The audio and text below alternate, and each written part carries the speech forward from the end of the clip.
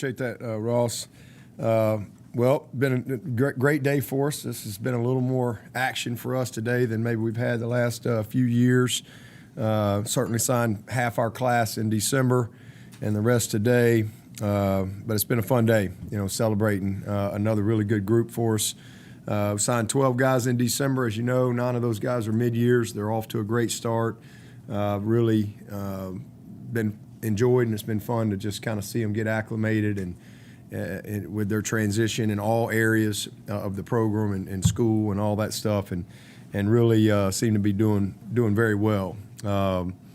Today, we're gonna, we still got. I think we got a decision being made at 4:30, so we got one more out there, but plan to sign 8 to 9 more today, and so should put our class in that 20 to 21 range, which really is just what we needed, to address our needs. Also going to add 11 really good walk-on players that I think all have the potential to help us and contribute to our team. But as always, time will tell.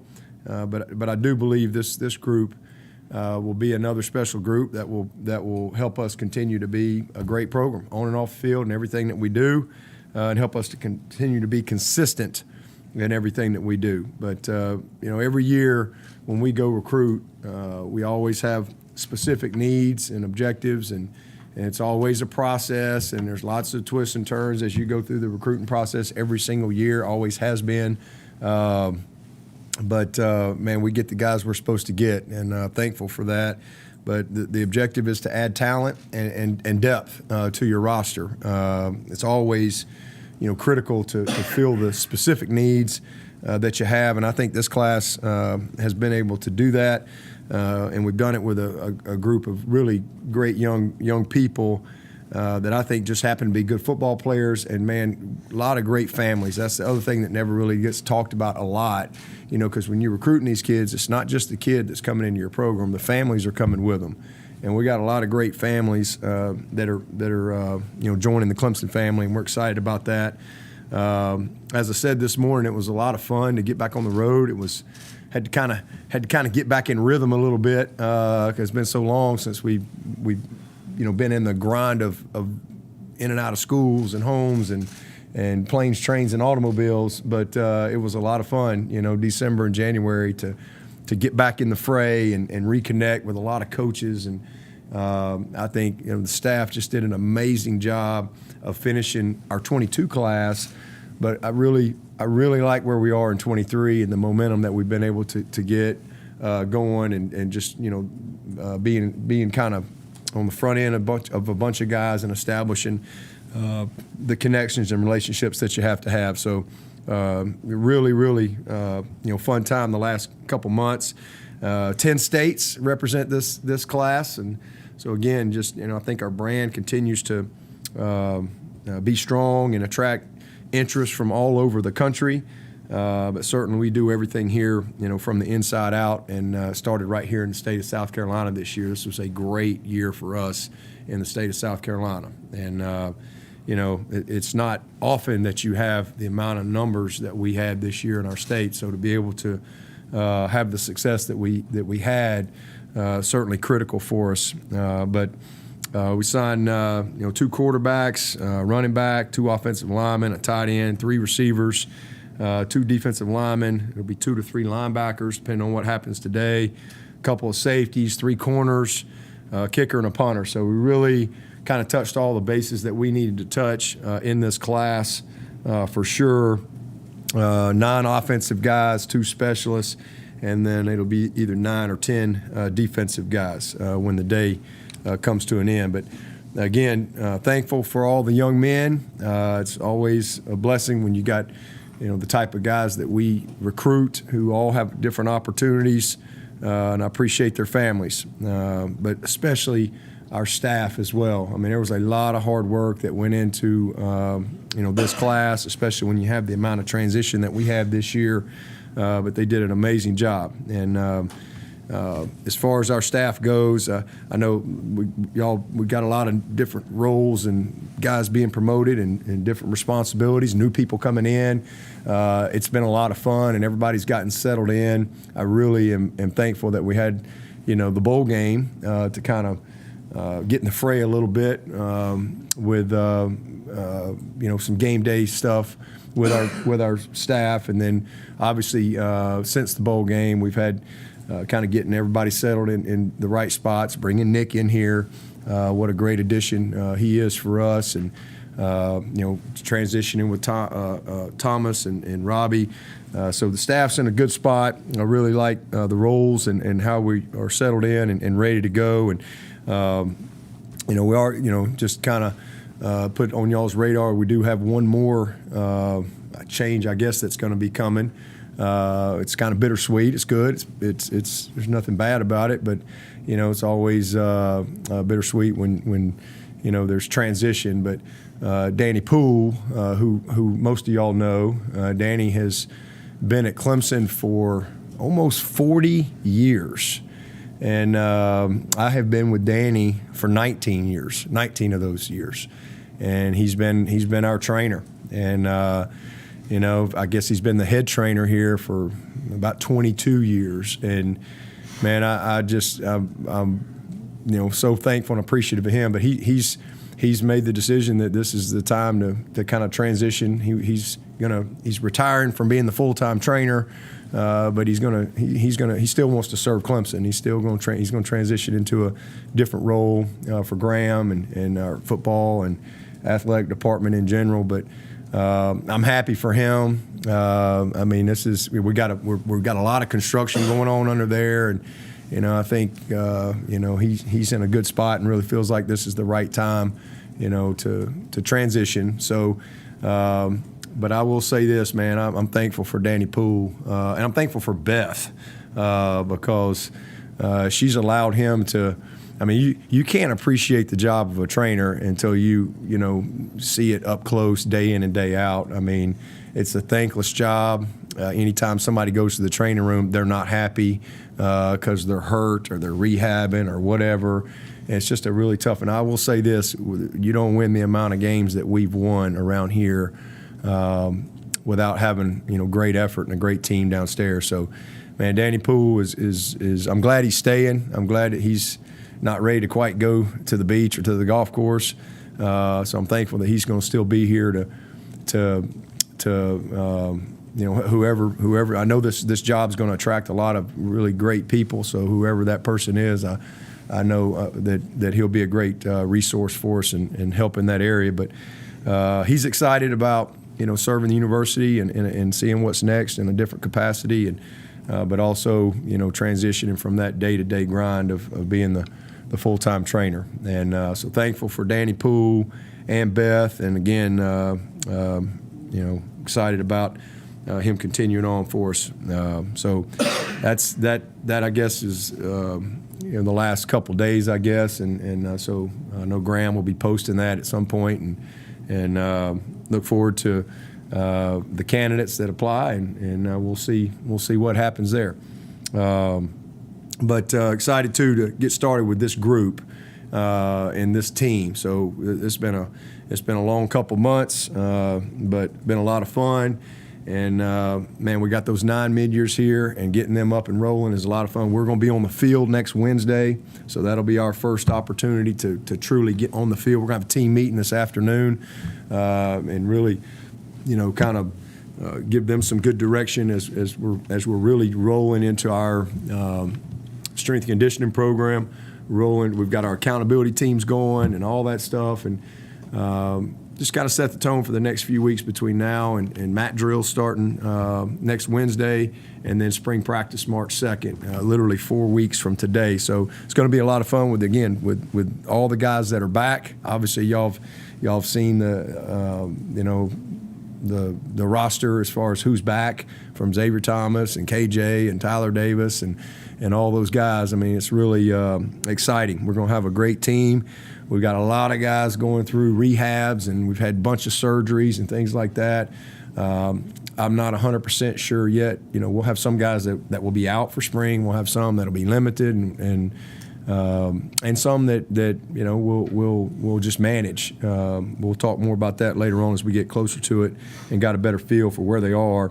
But it's going to be a lot of fun. So we'll take a little break for kind of a little long extended weekend here with the staff, and then we're going to get back at it. New team, new journey, and a new year. So in the process with all of our support staff of really grinding through all of our quality control and getting ready for our all-in drills, and again getting prepared with what we got to do staff-wise and team-wise this spring. So spring game's April 9th, if y'all haven't heard that already, and I look forward to having a great day in the Valley. I know y'all have seen the schedule. We're excited about that as well.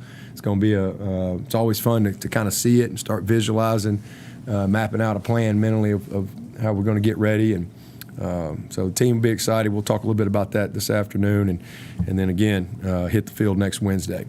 With that, I'll take your questions. How long did it take you to decide on Tyler once Todd announced he was leaving as the recruiting coordinator? Oh, it was easy. It was an easy transition. He's more than ready, and I've been able to, be in enough meetings with him and on the road and in different settings and things like that. He was more than ready to be that on the field liaison guy that you got to have. You got to have somebody to kind of be that liaison for the whole. We got a whole department, but somebody's got to tie it together from the coach standpoint to make sure we got it all the I's dotted and T's crossed. He's great. So what can you say about Robbie Caldwell's transition to his gig? He's already made us better. I just Robbie's a worker. Like Robbie he's a guy that looks for work every single day. Every single day he looks for work. He's going to really, really be great in this role. He's already, reached out to. He's kind of going state by state from a recruiting standpoint and what he's trying to do there. So he's going to be excellent from a high school relations standpoint, working in recruiting, and then he'll be doing a lot of scouting and evaluation as well. And then obviously once we get into the season, he'll have a lot of football roles, within the self-scout, the crossover study, the opponent study, and so he's going to be a great resource for us, but a good opportunity for him, and again, good time for him. I guess he's 60-something up there, and so it's been good. It's been fun, and something we knew was coming, and I'm thankful that he was able to, really finish this year, the way he wanted to, and to see those guys, play so hard for him, and again, to have a veteran leader like him with a year that was just insane from what we had to manage, especially up front.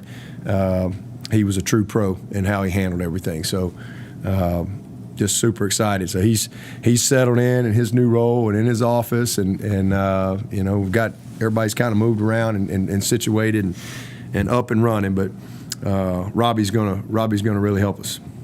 Who do you think his appealing personality appeals to more, the student athletes or the families, the parents? All of the above. Robbie's a relational guy. That's why he's had such longevity in this business. Just like Dan Brooks was. Dan Brooks. That guy. He could recruit with anybody. Everybody loved Dan Brooks, and it's the same thing with Robbie. He just has long relationships, and he can talk to anybody, he can communicate well, but he's got great relationships with all these coaches, and it's just a huge resource for us to be able to, put him in a little different role where he can really focus on the bigger picture, as opposed to just, a segment of the program. How did everything kind of transpire with Hunter Johnson's return, and how have you seen him grown as a person and player since he's last year? As I said this morning, just kind of God's favor. That's all I can say. That's the only way I can describe it. He called me. He wants to coach, and so he's done at Northwestern, got his master's and all that stuff, and he's just wanting to come to Clemson and get his MBA. And wanting to know if he could, help coach, help be a student, intern or student helper while he's getting his MBA. And of course, I'm like, heck yeah, man. I mean, are you kidding me? This would be awesome. He's so excited. I mean, he loves Clemson. We've always stayed in touch. He loves Clemson, and his girlfriend was here as well. And but he's so it was just kind of a conversation. I just literally just kind of was kidding with him. I was like, hey, you better watch out. We might have to pull a Zeb Nolan and throw you in the game. Put the student coach in the. I just kind of made a joke, and he said, well, actually, I do have another year. And I'm like, what? I'm like, how in the world could you have another year? And literally, that was my answer. And he said, well, I got my COVID year. And I started thinking, I was like, holy cow. I mean, that is crazy. So that's kind of how we got to that point, and so it worked out. I mean, he's excited about it. He really, he's very mature. He's got a great perspective. I mean, heck, he may lead us to a national championship. I have no idea, but he's coming in here to be a servant leader. He's coming in here to bring a veteran, experienced mentality and give us some experience depth that we don't have. We've got one guy that's played. So here's a guy that's played 5 years of college football. He's been through a lot, adversity, surgery. He's had all kind of stuff that he's dealt with. But he's just an awesome young man. He's very mature, and he'll work as hard as anybody. He'll be as prepared as anybody. And so it just brings it's not rare. It's very rare you're going to find somebody that will come in here with that type of mindset. And so it's exciting. I think he's going to be great for DJ and for Cade, and from a leadership standpoint. And so that's kind of how it all came about, and then it allowed us to pay for his MBA. Debo, NIL, a lot of the coaches have commented, mostly negatively the last few days about that. Did that help you in this recruiting cycle? Did you have things you didn't like about it? And also, in-house here, do you have an NIL expert person that kind of helps with that? And if so, who is that? Yeah. So I wouldn't say it helped us. I mean, we're never going to recruit leading with NIL. That's an opportunity. We certainly have the opportunity to help anybody that wants to participate and use their name, image, likeness however they want to. But we always lead with who we are as a program, the purpose of this program. And I don't think many people are going to come here, or at least I hope they don't, because of the NIL. I hope they come here because this is the university they want to be a part of, the program they want to be a part of, the people they want to be a part of, and so it really wasn't a factor either way. I think we've got a huge team in place here. I mean, we're probably one of the few places that is actually building a facility. In fact, you are going to see the construction start, I guess, probably next week on our new facility that's going outside the weight room here. And so we're going to have just like we built Paul Journey, a living, breathing space. We're going to have a living, breathing space for, to help our players navigate, this landscape that's out there. Because at the end of the day, that's our responsibility. It doesn't matter what your opinion is. The rules are the rules, and our job is to make sure we equip them and we help them navigate any opportunities, maximize this opportunity.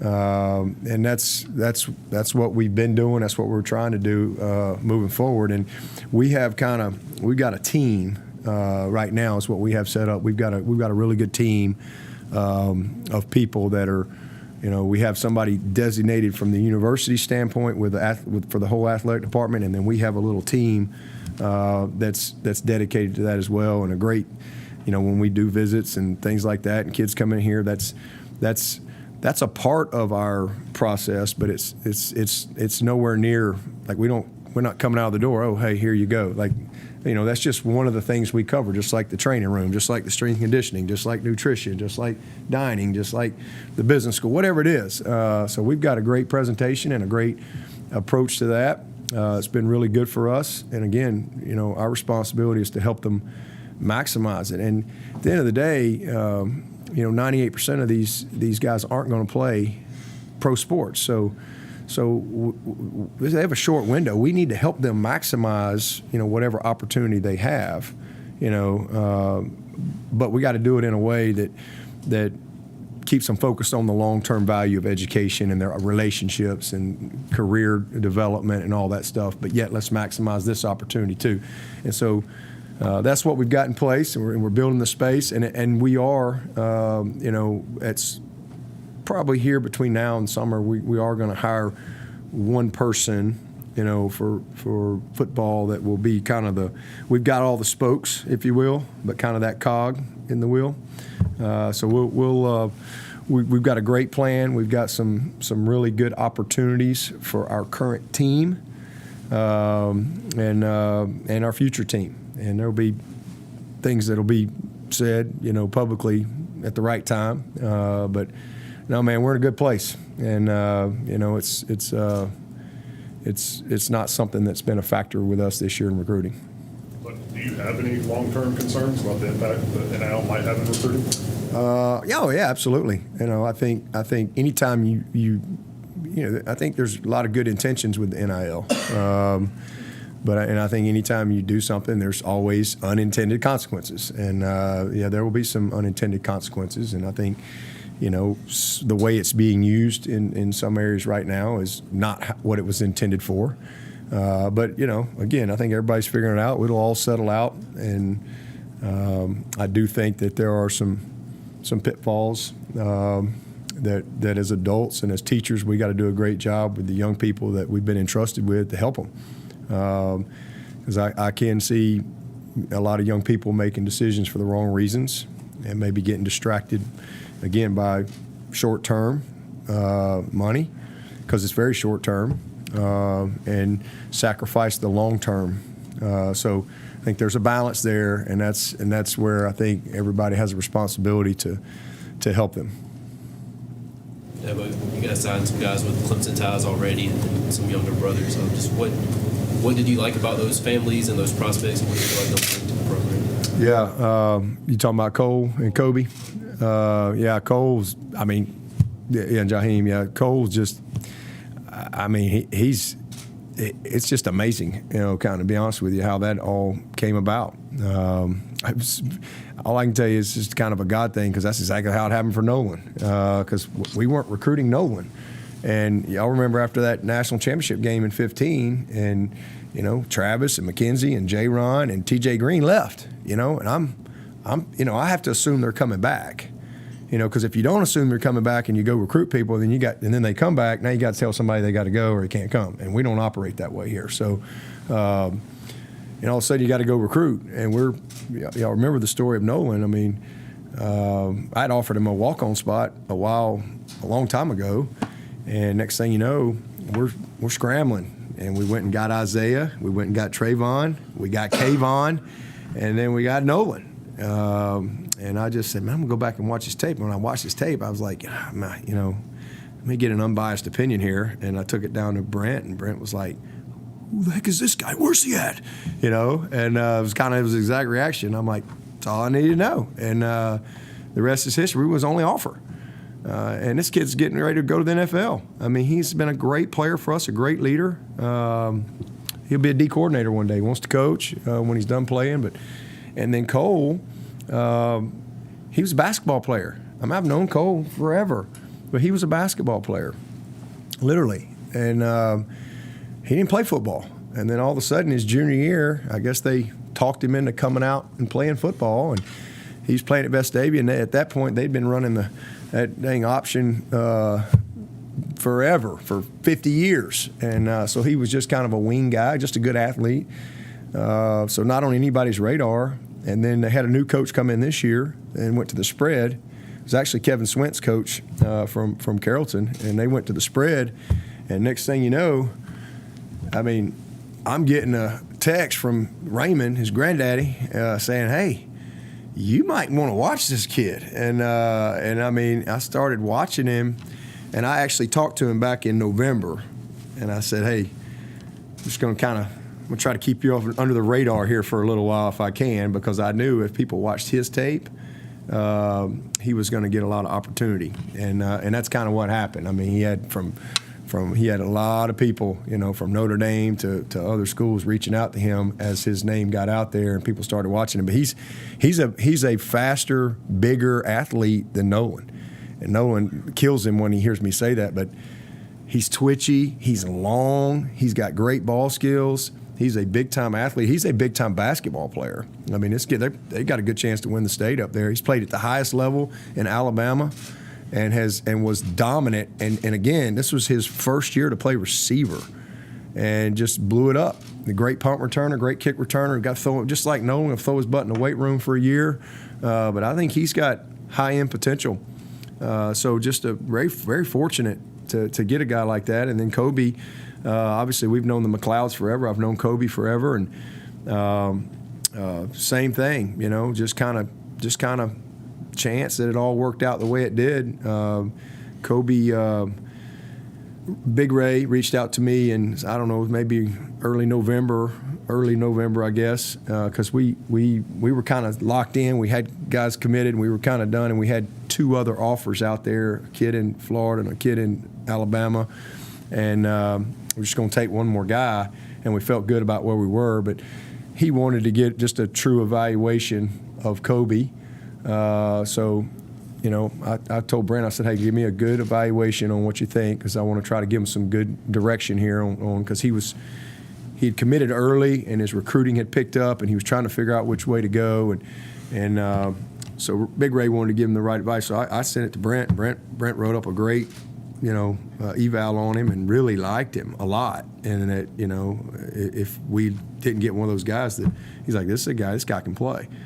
And so anyway, forgot about it, sent it on, went about our business. And then, we have signing day and we do our thing. And next thing you know, I'm watching the Steelers game, and Ray had a big game. I just happened to text Ray, and and they both hit me back, but Ray hit me back. And I said, hey, where'd Kobe end up signing? Conversation. And he said, well, he actually decided not to sign because they just had a lot of things come their way, and they didn't really know what they wanted to do, so they were going to take January to kind of figure it out. And that was the story on a lot. It's going to be more and more the story, to be honest with you, because there's not many high school kids getting recruited. There's a lot. In fact, a couple years ago, a lot of these guys that we just signed, they wouldn't be here to sign. So, it's good and bad.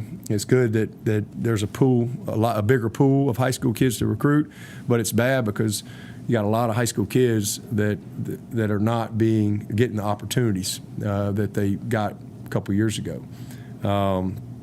And you got a lot of them that are having to go mid-year too, whether they want to or not, because 2 good players, this kid can come in the summer, this kid can come in January, and so it kind of forces the portal. So it's that's how it came about. And when he said he didn't sign, I was like, I went back and watched his tape again, and I sent it to Wes, and Wes's response was exactly the same. He's, and he was blown away by him. He's a really good player. He's as y'all know, a football family. His brother's at Arizona. Ray's with the Steelers, and I mean, he's a tough kid. He's a really, really good kid. Great family. So just kind of neat how that worked out. And then Jaheim, I've watched Jaheim from his whole life. He and Clay Jaheim has spent many nights at my house. He and Clay have played ball together their entire life in about everything. So I've known him well, and I'm really, really proud of him. I challenged him last year because I just felt like, he was good enough, but I told him he's going to have to earn it. And there were some things that I wanted to see in him, and man, he did it. And I'm just really proud of him and his development. I mean, he was a dominant player this year. He dominated every game, and I saw every game but one. He dominated, and he dominated the playoffs. He goes and dominates the All-Star game. I mean, he's a really, really good prospect. Same thing though. He's got to get his butt in the weight room. He's twitchy. He's got some violent hands. He's a great effort guy. He's instinctive. He's much more refined than Shaq was, coming out. Obviously, just simply because of, he's had an example for a long time, and so he's got a chance. He's got a chance to be he'll be a true edge guy. So, he's got a chance to be a good player if he'll continue to put the work in. But it's always, fun when you've got those type of relationships. This is a relationship world. It's a relationship business, and that's an example of good relationships. But also, it speaks to how those that came before them and their experiences that they had, and the trust and the families and all those type of stuff as well. With Miles Oliver, obviously probably COVID and the transfer portal hurt his recruitment. How attractive is that track background that he has, and then what do you like just about what he brings to the table? Yeah, definitely. COVID, wasn't able to get to a lot of places. And then his track situation, he can fly. This morning I was kind of comparing him to a Cody Sensabaugh. I mean, just he's a little thicker. Cody was very frail when he got here. This kid's put together more than Cody, but he's got a similar body. I think he's got similar upside, and he is fast and an awesome kid. And I hate to compare it, but you kind of get into that as a coach when you've done it for so long, and that's kind of how I evaluate him. I mean, I think he's exactly what we needed. We needed another guy at corner, and I think Mike did an awesome job, just identifying, evaluating, and then, sure enough, everybody kind of came in there, but he's going to be a good one for us. Would you say, Kate, the story was more of a need or just an opportunity presented itself because of Nick? Yeah, well, D linemen are always a need, but with everybody coming back, I think he's a guy that maybe doesn't come in and start. He's probably not Brian Brzee the day he gets here, but he's got a chance to be a great player. I kind of see him as a little taller DJ Reader. He's that sneaky, athletic, going to be big man. He can play basketball. DJ is a great athlete and didn't really always get the credit for that. I mean, baseball, he could do it all. And this kid's the same way. His dad's the head coach. He's a football guy. His dad was a great player. His dad was a multi-sport player at Jacksonville State. Mom was an athlete. Brother is at Alabama. I mean, he's got another brother that played college ball as well. I mean, just a small town Friday Night Lights football place, and he's just got this mentality that you can't teach. It's just been instilled in him, and I mean, he is a big kid that can absolutely move. Y'all see him play basketball. He's got handles.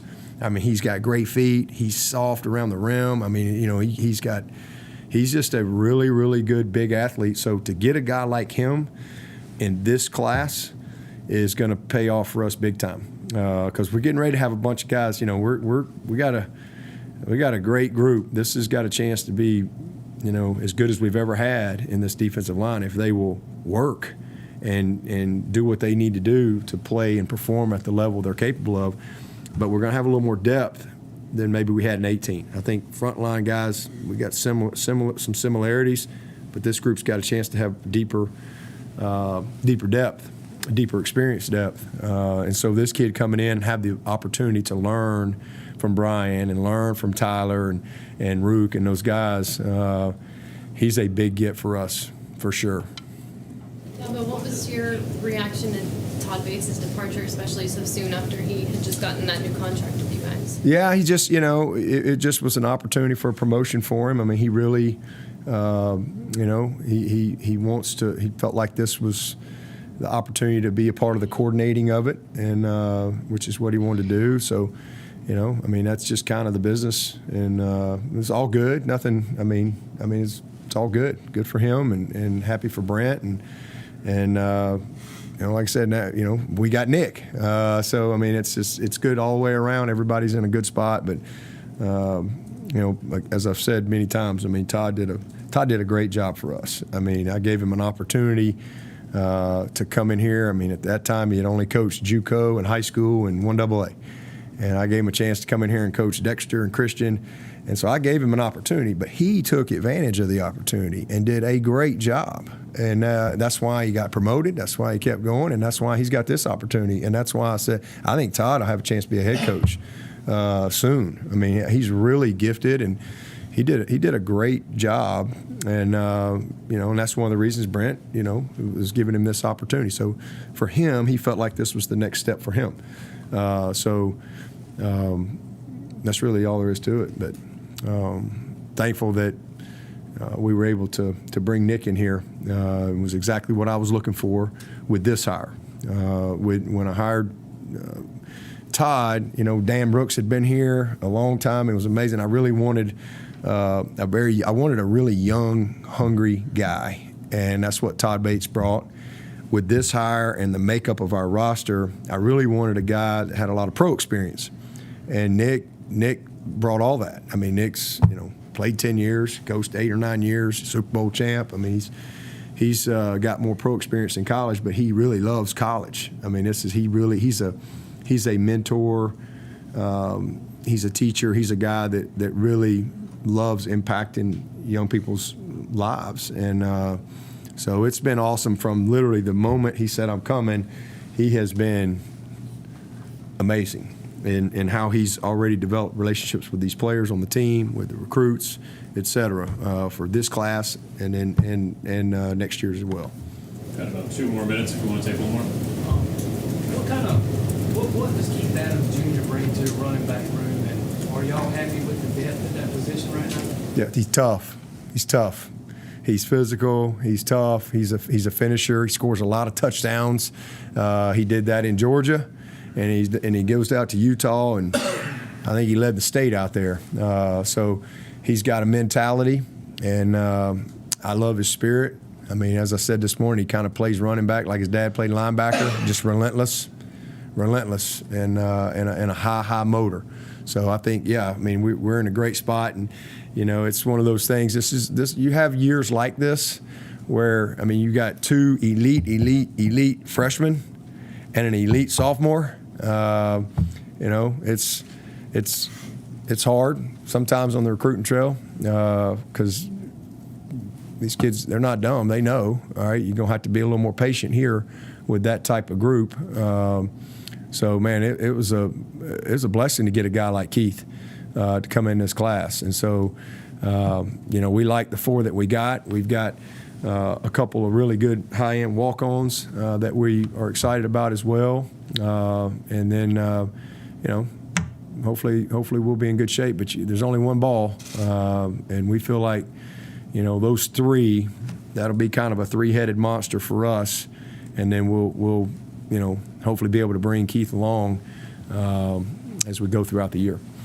All right, we'll wrap up, Coach. Be joined now by our Director of Athletics, Graham Neff. All right, appreciate it. Thank you. No, I was underdressed. Good luck. No. You got it? All right, see you. Afternoon. Jeff, do you have any comments to start, or am I just rolling? No, I just appreciate everybody being here today. Just a reminder, we'll go till about 3:30. We've got a hard stop right at 3:30, so we'll take last question right around then. Obviously, a lot going on today, but thank you all very much for being with us today, and I'll turn it over to Graham for an opening statement. Thank you, Jeff. Newsy day here.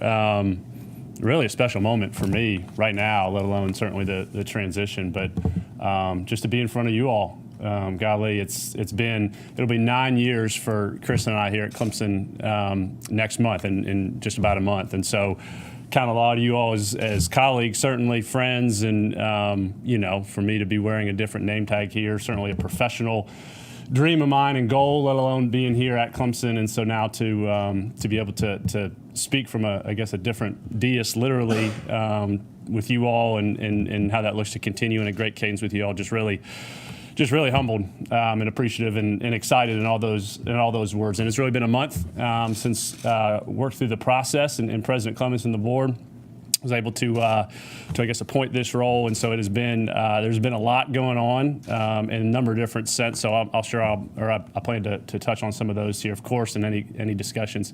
But really, just as I've gotten settled over the past couple months or past couple weeks, there's definitely been the balance. And I've gotten the question a lot of, gosh, you feel the stress, or you up at night, those type of things, versus the just the familiarity of Clemson. And so it's certainly one of those for a testament to Dan and the opportunity, certainly him bringing me here, and you all know, I know Dan back to my Atlanta and Georgia Tech days, and probably had a pretty good sense of how closely Dan and I worked together and were personally. And so there's definitely been those moments over the past month where it's been here, done that, and been very comfortable and familiar in settings, whether that's with President's Cabinet or Board of Trustees, formal meetings where we're hiring coaches, heavy decisions with staff, and certainly our group of head coaches and staff and student athletes. So it's definitely been that balance of the newness of the role and literally moving down the hallway, so to speak, but then also just the comfort and familiarity of Clemson and Clemson that I know and have experienced, and again, the experience that Dan's afforded me with that. So that balance has been really cool and exciting for it to continue to evolve. You know, the one last thing maybe from a transitional look back, and there's certainly been a lot of memorable moments over the past couple months, certainly the past month, with a transition and understanding and being with Dan as he was evaluating different opportunities. But you know, one of the things that I try to hold close is certainly the reverence for this position. It's a big time job, and Clemson, college athletics is a big time business, and Clemson is a big time brand within. And so I recognize maybe the weight, if that's a decent word, that comes with this role and the decisions that need to be made and the leadership that needs to be instilled, and how that fits at Clemson, and the need to keep Clemson. And you know, I think back to you know, the phrase of you stand on the shoulders of before you, and so certainly Dan and the 9 years that he and I have worked together, Terry Don before that. And his successful tenure here, and him hiring the guy that was just up here, of course, and what that's meant for his legacy, and Bobby Robinson. And so have certainly got to know and spent a lot of time with Bobby and Terry Don over the 9 years that I've been here. And so really cool the week of Christmas when the position was finalized, but before it was announced, so there was a couple of days of working through a process and some of the paperwork. I called Bobby and just want to have a conversation with him and just to make that connection point. He's always been so gracious with his time. He just lives downtown, of course, and he's always will probably walk by the office and always happy to pop in when needed, and I'll certainly lean on that. And same, I called Terry Don, didn't get him. I talked to Trish, but then really the next day when the announcement was made and the board approved, on my drive home, Terry Don actually lives in my neighborhood, and so I stopped by. But before I got home and hugged Kristen, I stopped by and saw Terry Don and just sat with him, and you know, he was just kind of out and about and sat down and welcomed me in as he always has done, and I hope always would continue to, or I'll lean on him. And so I just think that's really unique and uncommon about Clemson and maybe this role at Clemson, again, with some of that lineage and the resources that it provides, and hopefully the relationships that I'll continue to have, and certainly Dan being still in the league and in the industry will be a great resource, and couldn't be more appreciative for his mentorship in my career, let alone for this opportunity at Clemson. So just a little bit of some look back and maybe a little story. It's just important to me and dear to my heart. I've shared with a couple of our staff, and important as I cast a vision and balance the newness and the need to continue to grow Clemson and grow our brand in an incredibly changing environment and industry, with still keeping Clemson. And that means people, and a lot of those I ticked off at least for this role. So that blend has been really cool, and the emotions of that for me over the past month. So from today's standpoint, certainly has been a big point for me looking to today. And yeah, I've been on the job for about a month or so now, and again, I've been here at Clemson for plenty, but really today's been a big inflection point. Yeah, Board of Trustees meeting, signing day, sure, but obviously we've had a lot of things come out today with staff, and some announcements that we've been working towards and wanting to look at this day, this moment to let those out, so to speak, and really begin to chart the path ahead. And so while there's been certainly work done, I really get excited to kind of be getting my feet about me, so to speak. I've moved a couple things, a couple folders and a laptop, and that's about it to the corner office. So I'm kind of still working out of both a little bit, but really an inflection point for me, at least mentally, as I chart through initiatives and things and moving the department forward. So look forward to kind of the next chapter here a little bit, if they're even just in months at a time. and what today's meant for that from a news standpoint, and then again charting the path ahead. So really excited for obviously all the actions out of the trustee meeting with the personnel changes and affirmations that Coach talked about from a football standpoint. Continuing to invest in football is obviously a non-negotiable, and I'm excited to have those actions today from a personnel standpoint for football. Jackie Simpson-Keir, volleyball coach, the extension for her, and excited for her to have a full offseason. She was moved from assistant coach to the head coach role in a short offseason coming after COVID. So for her to have a full offseason and full seasons ahead, I'm excited for Jackie, and then obviously Mike Noonan, and that was about the easiest contract approval I think that I've ever been a part of with the board, coming off a natty and just how Mike's gone about it and where he has the program. So excited certainly for our group of head coaches. Obviously there's been a lot of announcements from our women's sports initiative. Today is National Girls and Women's Sports Day. So we've strategically obviously let loose our Power Leadership Academy group, which is specifically designed for our leadership group for our women's sports and student athletes. Obviously you saw end of last week and was affirmed today our gymnastics and lacrosse facilities that will be beginning to work through the construction process up by the rowing facility, and also some use for the rowing student athletes up there from a training complex standpoint. So a lot of focus there from our women's sports, and really something I think of with Clemson, just the Olympic sport background and the need to continue to invest and grow our business with football investment, but then certainly how we offer 19 going on 21 sports is just really compelling and part of my charge from a department standpoint. So a lot of notes there. I'm sure there's a lot of questions. The last thing I'll just highlight, and I know we'll have more to come over the coming weeks and months, but Clemson Plus, the announcement of our over-the-top, our streaming service that'll launch on February 15th. We're really excited about what that product is and the business model with it and how that's included with IPTAY membership. It's very different. A lot of these that you'll see within college athletics or others, right? It's subscription-based. It's a monthly charge. We've gone about the economics of it very differently in order to continue to promote and have it collected with IPTAY and grow our IPTAY base and membership. So a lot to talk on, I know, on a lot of those topics and others, but I don't know if that's a Swinney-esque elongated opening statement or if anybody's got a stopwatch, but certainly wanted just to cover a little bit of look back in my first kind of moment here in front of you guys, and excited for it. Graham, when you first took over, you talked about wanting to help athletes navigate the NIL and the changing landscape in college athletics. For your department, what does that look like? What does that entail? Great question. Gosh, right, and it seemingly changes by the day. Each day there's seemingly a new article or initiative that a competitor of ours is doing. Now, certainly, I have to operate lawfully within our state laws and certainly within an NCAA standpoint, and excited for the elements from a protection of a student athlete standpoint. Obviously, South Carolina law, all of them are a little different, and so there's a lot of good protections for our student athletes, South Carolina student athletes, in ours. So the confines that exist that are continuing to evolve is where you start.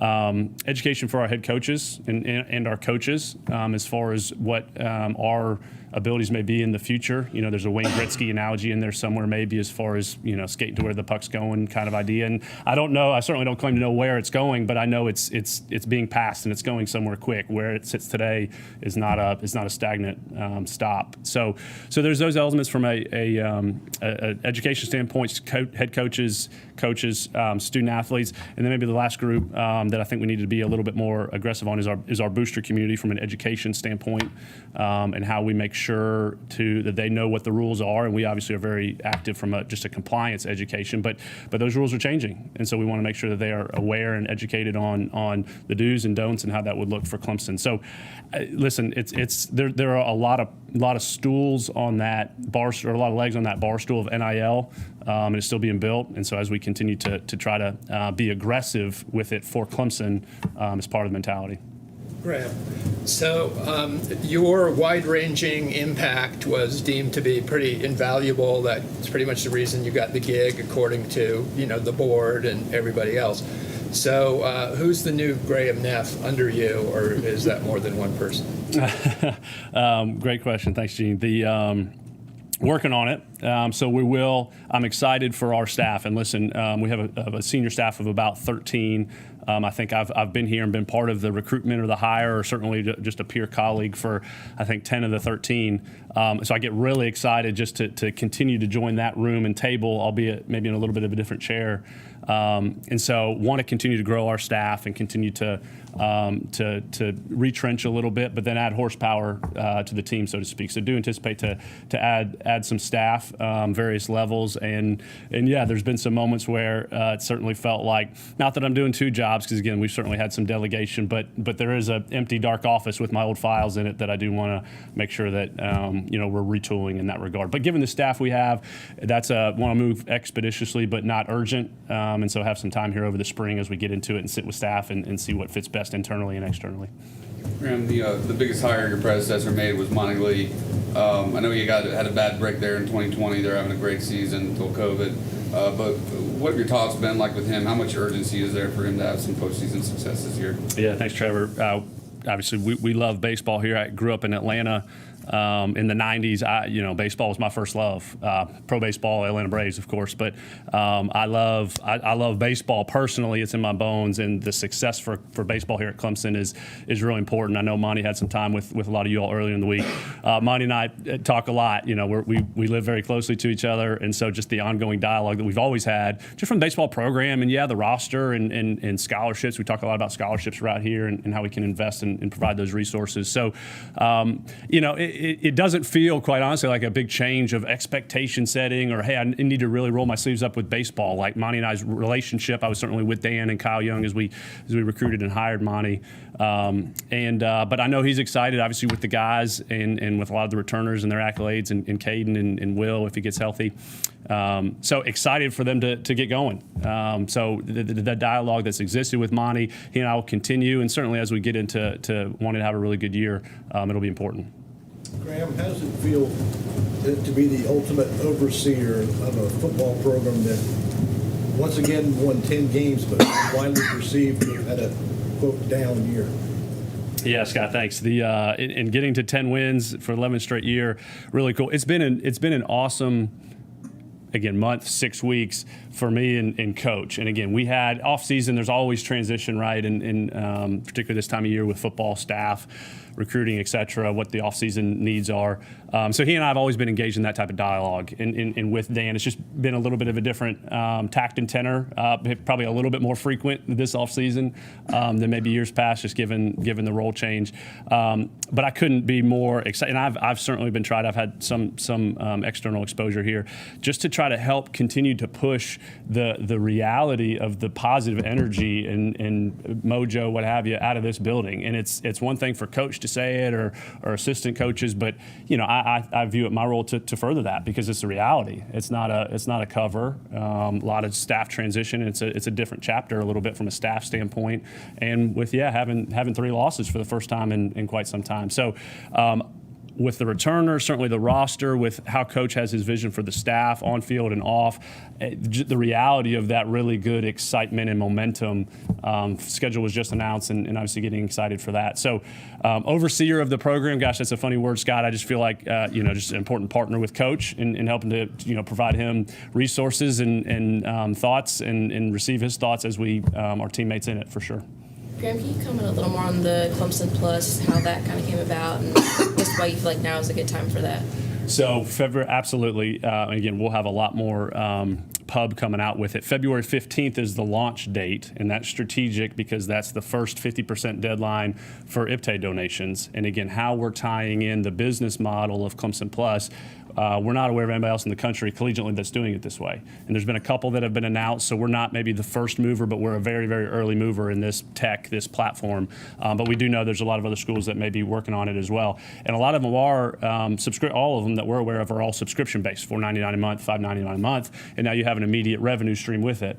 The business model for us is more of the long ball. So IPTAY membership. All current IPTAY members, 29,000 of them, including Collegiate Club and Block C, will have on February 15th access to Clemson Plus. So it's an added benefit to your current membership, let alone obviously the compelling nature for us to incent and grow membership. And so there is not the transactional immediate revenue stream with it. We're playing the long ball from a IPTAY membership, lifetime of giving type concept. Let alone we'll be able to tastefully advertise within it with our in-house multimedia sales team and have a couple revenue streams with it, but really it's just a product to be able to tell our story better. There's going to be great vault and archival games that we probably all put on. I know we do on Thanksgiving afternoon or things like that to watch the Ohio State Orange Bowl game in 13, those type of things. So there'll be great content that we have. Certainly we've continued to staff up and add more content to it, let alone just the other content or assets with it, with archival games, podcasts, etc. Brad Brownell, for good or bad, is a lightning rod around here. Your predecessor got a lot of emails about him.